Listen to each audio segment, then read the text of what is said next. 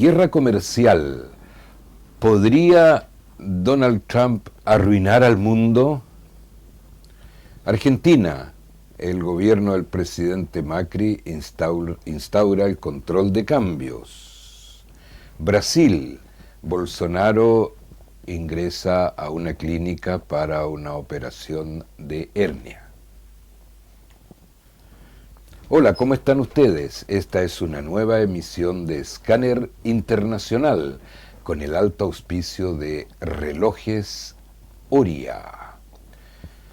Guerra comercial. Al inicio de esta semana, el gobierno de Donald Trump, a pesar de que lo había anunciado, sorpresivamente aumenta los aranceles a productos chinos de 10 a 15% y además aumenta la lista de los productos chinos que tienen que pagar arancel. No todos los productos chinos pagan arancel. Había una lista y ahora esa lista subió más o menos al doble de cantidad de productos. ¿Qué busca Estados Unidos o su gobierno o Donald Trump con esta guerra comercial de aranceles que inmediatamente recibe respuesta por parte del gobierno chino, que aumenta también los aranceles para los productos de Estados Unidos que se venden en China? ¿Qué productos de Estados Unidos se venden en China? Bueno, algunos productos electrónicos que, aunque se fabriquen en China, son de Estados Unidos. Por ejemplo, los productos Apple. ¿Hacia dónde va entonces esa guerra comercial? Analicemos un poco. Ya llevamos varios meses y la economía china no se ha visto realmente afectada por la guerra comercial. Por el contrario, el crecimiento chino se mantiene como se ha mantenido en los últimos años y no tiene efectos inmediatos esta guerra comercial. No sabemos qué efectos mediatos podrá tener. Estados Unidos tampoco está en una situación económica creciente, con un desempleo bastante bajo, tal vez el más bajo de su historia. Por consiguiente, esta guerra comercial no afecta a los protagonistas. Sin embargo, esta guerra comercial afecta al mundo entero, y aquí en Sudamérica, desde donde estamos haciendo Escáner Internacional, las economías están sufriendo graves consecuencias. Las bolsas sudamericanas han perdido porcentajes de 2 dígitos en sus indicadores. Se ha desatado en varios países sudamericanos, pero lo mismo también en África, en Asia, etcétera. Se ha desatado la inflación, ha aumentado el desempleo y las perspectivas son bastante oscuras. ¿Qué busca Donald Trump con esta guerra comercial? ¿Qué busca Donald Trump con esta guerra comercial que pone en jaque a las economías de la Unión Europea, de América Latina, de Asia, la mayoría de ellas economías emergentes, no así de la Unión Europea, que son economías sólidas desde hace varios años? Esas economías están sufriendo la guerra comercial, no China, no Estados Unidos. Donald Trump viene del mundo de los negocios y es un empresario de mucho prestigio y de una mente muy brillante para los negocios. Pero en el mundo de los negocios existe la posibilidad de tirar la cuerda hasta romperla para obtener el máximo de beneficios en una operación. No importa si cuando la cuerda se quiebra, se arruinan algunos, forma parte del juego. Pero en el mundo internacional de la humanidad estirar la cuerda como lo está haciendo el gobierno de Estados Unidos en estos momentos, hasta el punto que se va a quebrar, no va a sufrir Estados Unidos, no va a sufrir China, pero sí se va a arruinar la humanidad, el resto de los países del mundo. Dejamos la interrogante: ¿qué busca Estados Unidos? ¿Atacar a China? No, sin duda que no. China ya resistió y puede seguir resistiendo muchos años a esto de los aranceles.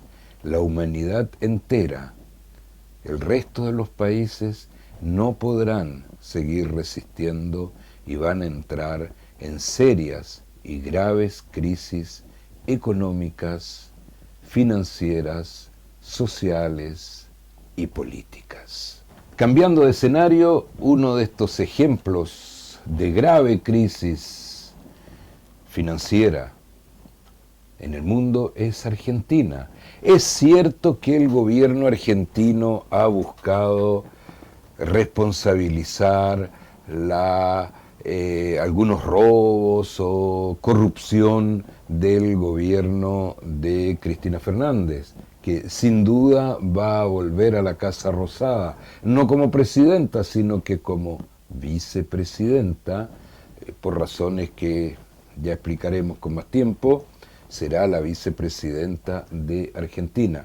Sin embargo, mientras tanto, la situación económica y financiera de Argentina ha llegado a niveles muy dramáticos, y sea cual sea la corrupción que haya habido, y por supuesto que en Scanner Internacional condenamos cualquier corrupción de un centavo o de billones de centavos, pero no basta la corrupción para explicar el descalabro económico al que ha llegado el gobierno de Macri, que tuvo que instaurar esta semana control de cambio.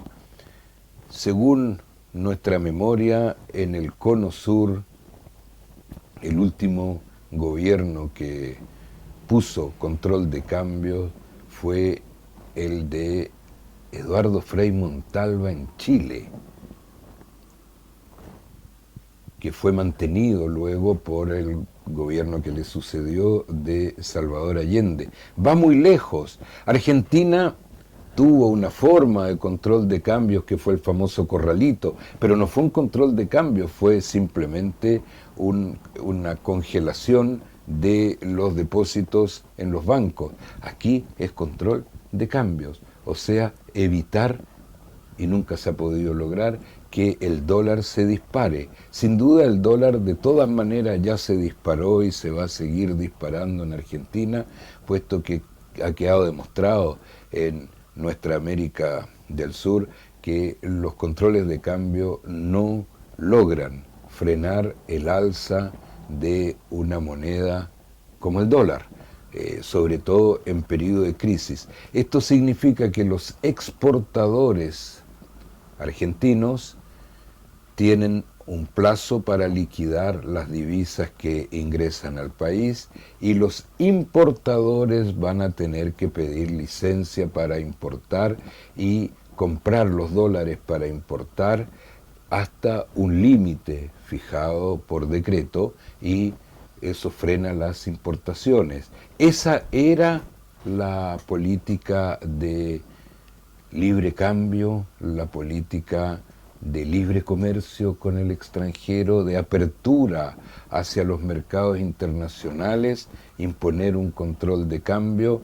No vamos a decir aquí si nos parece coherente o no coherente la medida, pero sí nos queda claro que para un gobierno que presentó un programa de libre comercio, de libre intercambio de mercaderías entre los países del mundo, es una contradicción demasiado fuerte, demasiado pesada para cargarla en sus propios hombros, aunque sea por los 2 meses que le queda aún en la Casa Rosada. Quedándonos en nuestra América del Sur, Brasil, el presidente Bolsonaro ingresa a una clínica para operarse de una hernia en su peor momento, en su momento más difícil, con una casi guerra de palabras llevada a nivel personal con el presidente de Francia, Emmanuel Macron, con dificultades con prácticamente todos los gobiernos, incluso los gobiernos aliados. No hubo una declaración común después de la visita de Sebastián Piñera a Bolsonaro. No olvidemos que Sebastián Piñera fue nombrado por el G7 para gestionar los fondos de ayuda al incendio del Amazonas, fondos que el presidente Bolsonaro rechazó en el antes públicamente y luego en el momento de la visita de Sebastián Piñera para hacer entrega de los fondos, simbólica porque los fondos todavía no han salido de Europa. Bolsonaro condicionó la recepción, ya no fue un rechazo, sino que fue un condicionamiento de que solo Brasil podía manejar esos fondos y que Brasil no iba a rendir cuentas de en qué se habían gastado esos fondos. No ha respondido aún los países del G7 si aceptan estas condiciones o no. Lo más probable es que no las acepten porque no se puede ayudar a un país en un terremoto, en un incendio, en un maremoto, en un huracán, en lo que quieran, un país que diga, ok, yo recibo los fondos, pero yo hago lo que a mí me parezca con esos fondos. Por supuesto que seguramente no van a ser entregados. Vamos a recordar una frase que se repitió mucho en la campaña del candidato Bolsonaro antes de ser presidente, que era que él decía que durante su gobierno la selva amazónica se iba a transformar en un territorio productivo.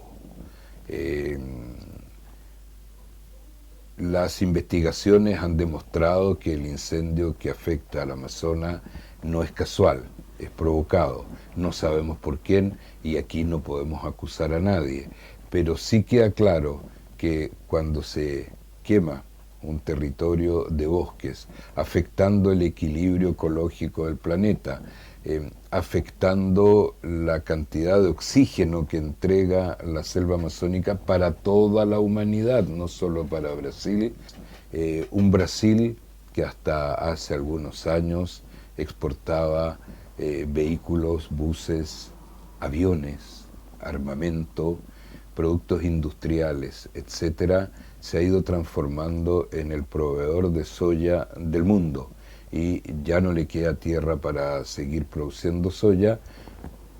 No creemos que el incendio sea producto de esto, pero da mucho para pensar. En el momento preciso, le deseamos al presidente Bolsonaro una pronta mejoría, pero creemos que esta intervención quirúrgica le cae a él en el mejor momento para ausentarse de el primer plano político en Brasil y en el mundo, porque ya es hora de despedirnos. Que estén ustedes muy bien.